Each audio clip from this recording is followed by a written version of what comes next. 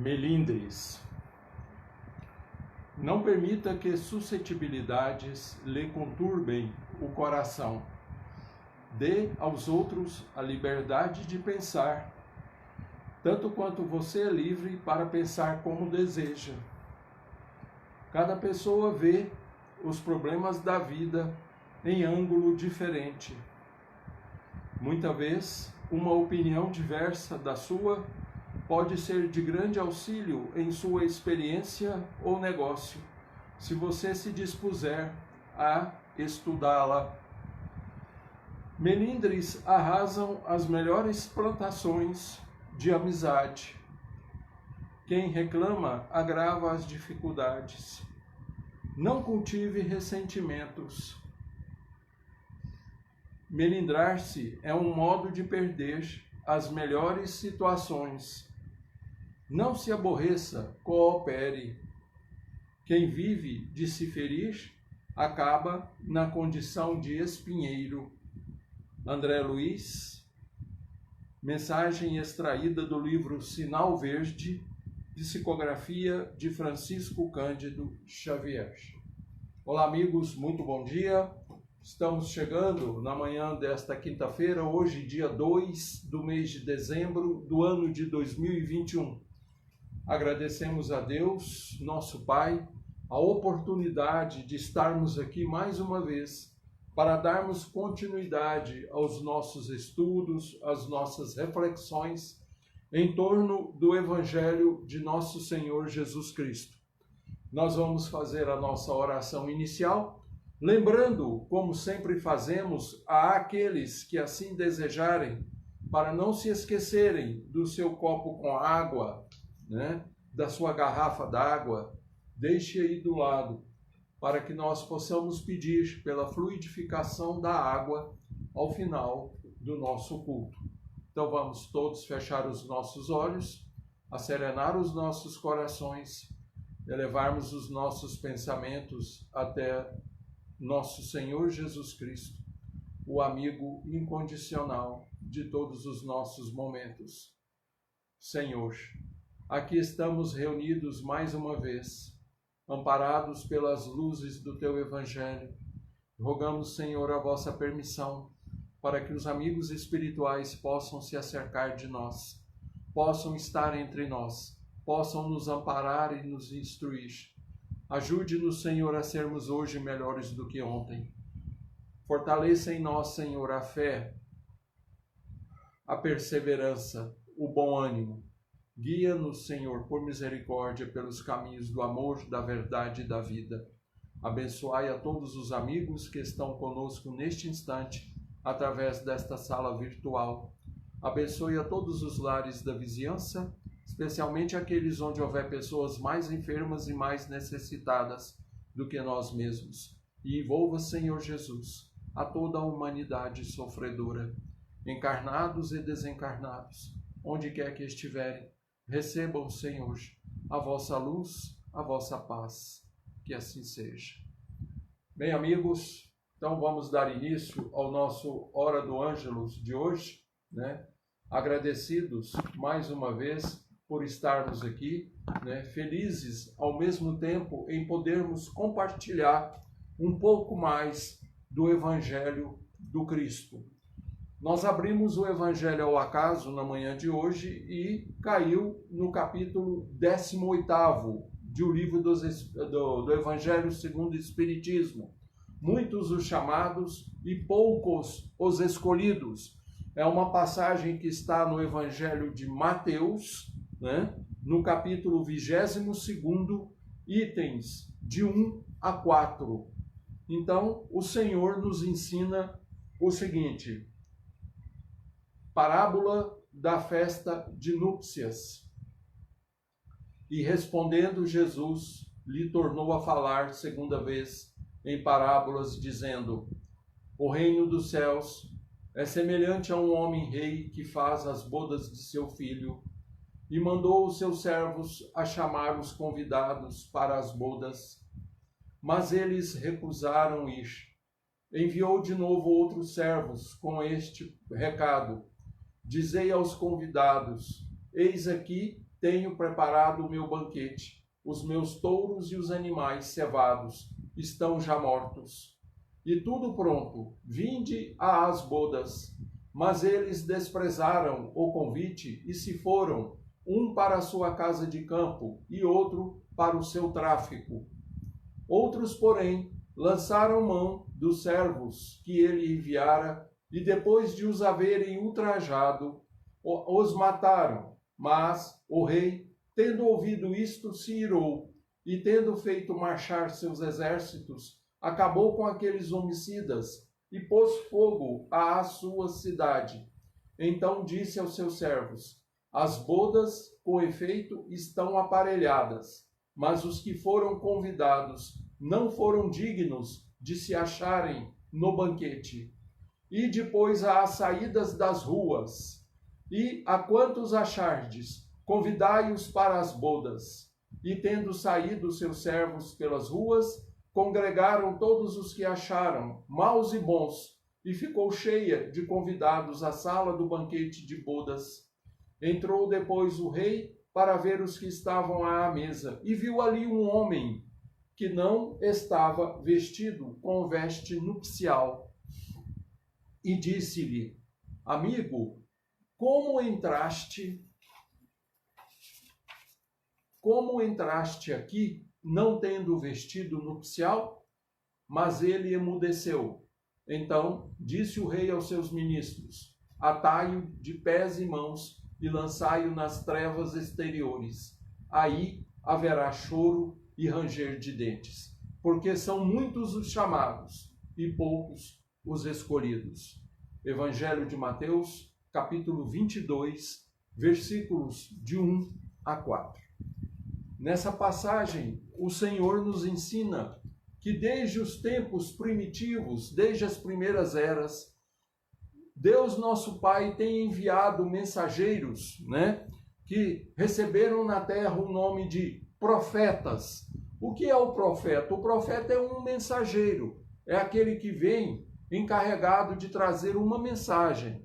E nesse caso, Jesus, em Mateus 22, está nos afirmando que desde eras remotas, Deus permitiu que homens viessem, ou seus enviados, seus servos, a nos chamar para a grande festa, para a grande bodas de núpcias, que é a comparação metafórica que Jesus faz dos céus, do reino dos céus, como uma festa.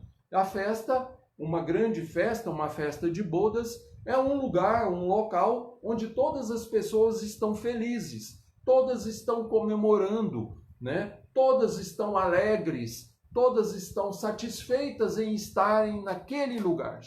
Então, Jesus faz essa comparação. O rei representa a figura de Deus, Então, a gente faz a comparação desse rei com o próprio Deus. Então, Deus tem enviado, enviou em épocas remotas mensageiros, os seus profetas, a fazerem esse convite, enviou emissários que estavam muito próximos ao Cristo, os seus predecessores, e aí a gente vai ver a figura de um João Batista, que foi o grande precursor, que foi aquele que viera para abrir a picada, para começar a derrubar o mato para que Jesus viesse, posteriormente abrindo a estrada. E enviou o seu próprio filho, o seu filho amado, para fazer o mesmo convite, para nos chamar para a grande festa, para a grande recepção que nos aguarda a cada um de nós. Os primeiros que foram aqueles que pegaram os profetas, maltrataram-nos, mataram-nos, representa o povo hebreu, Então, aqueles que foram convidados em primeiro lugar era aquele povo que detinha, ou que guardava as Sagradas Escrituras, que já conheciam o Deus único, mas a revolta, a rebeldia, o orgulho de raça falava muito mais alto. E eles sacrificaram, mataram esses mensageiros que foram enviados para chamarem-nos à grande festa que já estava preparada, né? Então, Jesus é muito claro, né? Deus torna a enviar outros mensageiros, eles também são martirizados, e então Deus, né? E isso aqui é uma linguagem figurada, né? Entre aspas, né? Deus, se enchendo de ira, mandou os seus exércitos destruir as suas cidades. Esse grande exército aí representa as tribulações, as dificuldades. E quantas vezes o povo hebreu sofreu perseguições, foram cativos, né? Na Babilônia, no Egito, sofreram grandes decepções, né? Exatamente por não terem atendido a esse chamado. Então, o grande rei, né? Ou seja, Deus, né? Na figura desse rei, envia os seus emissários às encruzilhadas. O que significa isso? Jesus disse, né? Que então o rei desistiu daqueles que ele gostaria de convidar em primeiro lugar, porque eles simplesmente negligenciaram, né? Eles simplesmente não valorizaram esse convite. Então, o grande rei pede aos seus emissários, ou aos profetas, ou aos pregadores, que fossem às encruzilhadas, né? E aí a gente vai ter a figura, talvez, do maior de todos esses pregadores, né? Do maior apóstolo do Cristo, que é Paulo de Tarso. Paulo foi o grande pregador dos gentios, né? Então, essas encruzilhadas representam os povos que estavam fora da Palestina, né? Que não eram hebreus, né? Que não eram circuncidados, né? Então a gente vai ver a figura de um Paulo de Tarso, né? Com coragem, com destemor, né? Levando o evangelho de Jesus aos quatro cantos, a todas as localidades conhecidas daquela época, né? Então, a gente vê o quê? Qual que é a moral da história aí? Que Jesus, né, ao lado de seu Pai, desde o princípio, está preocupado conosco, está tentando abrir os nossos olhos, está nos convidando, está nos alertando para esse momento que há de chegar, né? Então, a mensagem ali é muito clara. Esses das encruzilhadas vieram, né? O que demonstra isso? Que eles eram mais humildes, né? E a gente vai ter essa noção ao ler, por exemplo, uma obra como Paulo e Estevão, né, de Emmanuel, na psicografia de Chico Xavier. A gente vai ver esse trabalho de persuasão, de conquista de almas que Paulo de Tarso efetuara por todo o Mediterrâneo, ali conhecido na época, por toda a Ásia Menor, onde hoje é a Turquia. Paulo andou pela Turquia quase toda, né? Paulo veio até a Espanha pregar o evangelho. Ele veio até o mundo ocidental. Ele pregou o evangelho em Roma, quando estava como prisioneiro doméstico em Roma. Ele ficou preso domiciliar, né? Então ele consegue chegar até a Espanha, levando o evangelho e conquistando e chamando outras pessoas para essa grande festa de núpcias.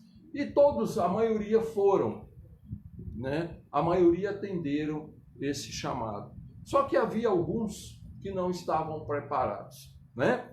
Ali o rei chega e Jesus disse que ele vê um homem que não estava com a veste nupcial. O que representa para nós, né, ocidentais, essa expressão veste nupcial? O que é isso?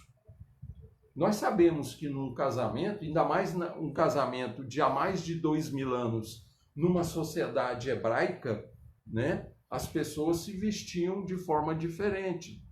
Colocavam a sua melhor indumentária, né? Não é diferente hoje em dia. Quando nós vamos a um casamento, a gente procura ir alinhado, não é mesmo? Então, ali é uma figuração das pessoas que não estão preparadas adequadamente, espiritualmente falando, para estarem naquele lugar. Então, o que é que Jesus, qual o recado sutil que Jesus deixa para nós ao dizer isso aí? Que a gente pode muito bem ir para esse grande banquete, para essa grande festa, mas deveremos estar preparados para ela. Não é simplesmente chegar lá e entrando, não, certo? A gente falava dias anteriores agora, né? Acho que foi essa semana mesmo, eu estava falando sobre isso, né? Não sei se foi essa semana ou a semana passada, que as conquistas no mundo espiritual, elas são feitas de que forma? Através de méritos, créditos, né? Nós conquistamos o direito de estarmos em determinada posição, né? Eu ainda até mencionei uma frase lá do filme O Resgate do Soldado Ryan, né? Que o capitão vira para ele no final do filme e vai falar assim para ele: faça por merecer, certo? Então nós temos que fazer por merecermos estar neste grande banquete. E Jesus encerra a parábola, encerra o ensinamento dizendo o seguinte, e eu acho que esse é o ponto mais forte de todo esse ensinamento que ele quis dizer, que ele quis passar para nós, né? Muitos são os chamados, porém poucos os escolhidos. Porque desde todos os tempos nós estamos sendo chamados, nós estamos sendo convidados a uma mudança de vida, a uma mudança de propósitos, a uma mudança de pensamentos, certo? A nos tornarmos melhores, certo? A optarmos pela porta estreita, que é difícil, às vezes dolorosa de se passar por ela, mas ela é o único caminho que nós temos, certo? Porque larga é a porta da perdição, conforme Jesus ensinou, né? Mas mesmo assim a gente ainda fica titubeando, nós ainda não temos aquela resolução íntima de estarmos realmente presentes neste grande banquete, né? E o que é que pode acontecer? Jesus fala, nós teremos as nossas mãos e os nossos pés atados. O que é que representa isso simbolicamente falando? Você não terá condição de fazer nada lá e não poderá ir a lugar algum lá. Por isso Jesus utiliza a expressão mãos e pés atados e será atirado às trevas exteriores. O que representa as trevas exteriores? Reencarnação. Nós teremos que retornar. Não poderemos ficar lá. Por enquanto. Porque esta festa está sendo preparada desde o começo da humanidade, desde a formação do mundo. E Deus tem pressa que todos nós atendamos a esse convite. Só que, como lá no filme, né, O Resgate do Soldado Ryan, nós temos que fazer por merecermos estar lá. Será que temos condições? Só 31,99 quilo. Colchão duro, só 28,99 o quilo. Tem colchão mole, só 29,99 o quilo. Assim bovino, 24,99 o quilo. Tem bovino, só 25,99. Será que já temos méritos suficientes para adentrarmos este grande banquete e permanecermos lá? Ou será que se alguém nos descobrir lá, nós teremos as nossas mãos e os nossos pés atados e seremos atirados para as trevas exteriores? Então, Jesus, nessa passagem, ele ensina várias coisas. Ele fala de muitas coisas. Ele fala dos profetas, né? Ele fala desse chamamento que nós estamos recebendo há muito mais de 2000 anos, né? Ele fala da grande festa que está preparada para mim, para você, para todos nós, né? Ele fala da vestimenta, aquilo que nós teremos que, né, transfigurar em nós, aquilo que nós deveremos refletir neste grande banquete. Ele fala daqueles que não atenderam ao chamado, daqueles que judiaram dos profetas, daqueles que os assassinaram, né? Ele fala da ira desse rei contra esses que agrediram os profetas, representando as grandes vicissitudes que o mundo tem sofrido, certo? Ele fala daqueles que foram pregar, que foram chamar lá nas encruzilhadas, ou seja, foram buscar os gentios, os povos pagãos, e esses atenderam, né? É interessante que quando nós lemos Paulo e Estevão, a gente vê que ele enfrentou muitas dificuldades com as pessoas da sua raça, os hebreus, os judeus. Foram muito poucos os judeus que atenderam ao chamado, que se converteram ao cristianismo, né? Houve um número ali razoável, mas em comparação com o povo hebreu, foi uma parcela pequena. Mas com os gentios, não. Em todas as cidades que Paulo pregava o evangelho, e olha que ele passou em cidades tidas como perdidas, de perdições, né? Roma, Corinto, certo? Antioquia, onde havia muita luxúria, onde havia Atenas, onde havia muita promiscuidade. Então Paulo vai pregar o evangelho para esses povos pagãos e a maioria se converte. A maioria vem para o Cristo, né? Então Jesus, muito sabiamente, conta essa parábola e fala das encruzilhadas, né? Daqueles que foram chamar aqueles que estavam lá nas encruzilhadas, representando os povos que não eram judeus, certo? Então a gente vê que Jesus explica muita coisa aqui. E ele fecha com chave de ouro, né? Olha, chamados, muitos são os chamados. Agora aqueles que realmente atendem ao convite e que têm condições de lá comparecerem, são poucos, né? São muito poucos.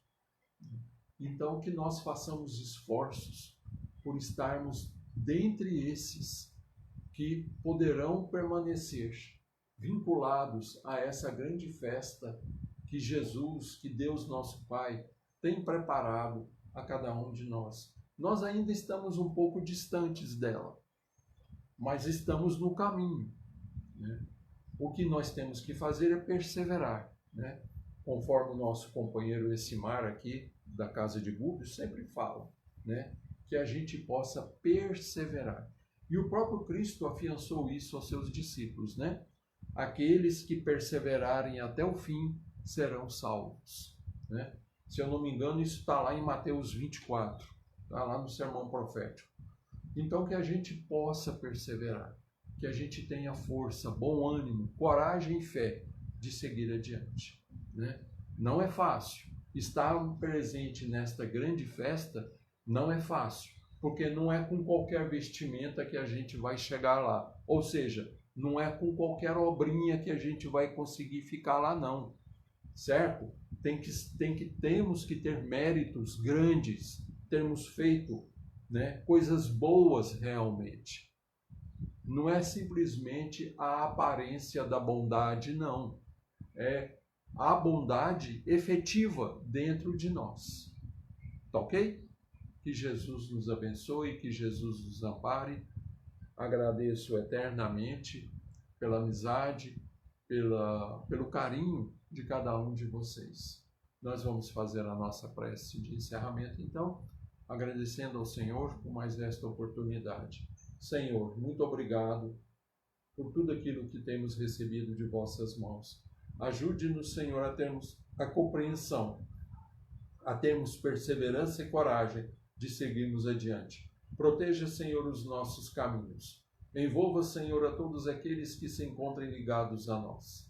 Que neste instante, Senhor, os nossos irmãos que estão nesta sala virtual possam estar recebendo o passe magnético, que uma transfusão de energias benfazejas neste momento possa estar se processando em favor dos nossos amigos. Permita, Senhor, que a água presente também possa ser transformada em remédio, e os amigos espirituais possam magnetizar a nossa água, deixando o remédio que cada um de nós necessita. Guarda-nos, Senhor, em seu amor e em sua misericórdia. Proteja, Senhor, os nossos lares, as nossas famílias. Proteja, Senhor, o nosso Brasil, a pátria do Evangelho e aos nossos governantes. Que assim seja. Amigo, então, muito obrigado, tá? Por tudo, pelo carinho. Um beijo bem grande no coração de todos. E nós estaremos de volta amanhã, neste mesmo horário, se Deus assim permitir. Se não tivermos nenhum embaraço aqui em casa, né, eu terei a maior satisfação de estar aqui novamente com cada um dos senhores, tá? Muito obrigado por tudo. Tenham todos uma excelente quinta-feira, tá bom?